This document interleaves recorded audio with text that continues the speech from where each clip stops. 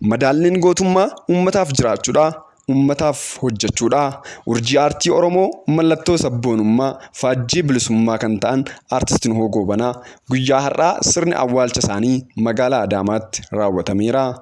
Gootni du'ee hin beeku onnee dhalootaa keessa bara baraaf jiraata. Jibuutii hanga Misrii, Saawud Arabiyaa fi Awurooppaadhaa hanga biyya isaa Oromiyaatti qabsoo fi bilisummaa uummata Oromoof gatii kan kaffale gootni dacheen afran qalloo Oromiyaa badhaaste aartist Nuhoo Goobanaa. Aartist Nuhoo Goobanaa jechoota isaa akka dammaa mi'aawan sagalee kiiloleen dabalee uummata Oromoof tokkummaa yaa ilmaan Oromoo tokkummaa jechuun tokkummaa labsee uummanni inni jaalatuu fi dinqisiifattoonni isaa guyyaa har'aa gadda guddaan liqeeffamaniiru.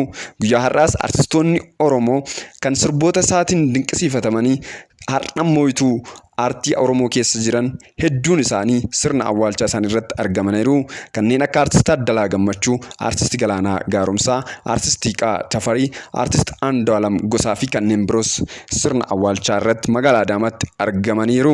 Gootni kun yeroo afaan Oromoo dubbachuun Oromoo ta'uun boqoo gad nama qabachiisu keessatti boqoo ol qabachuun bilisummaa uummata Oromoof ogummaa uumamni isa badhaaste fayyadamuun aarsaaf of qopheessee hojii dhalootaa dhalootatti darbu hojjetee uummataaf jiraatee boqateera. Tokkummaa yaa ilmaan Oromoo tokkummaa ergaan inni jedhu dhaloota qubee onnee isaanii irratti haphooftee bara baraan jiraatti. Gootni du'eus seenaan isaa bara baraaf jiraata. Biyya sitti yaa salphattu goota koo rabbiin jannata si haa qananiisu. Uummata Oromoo fi firoottan isaa hundaaf jajjabinan hawwaa. Amajjii 12 bara 2014 Adaamaa Gosaanaaf hoom.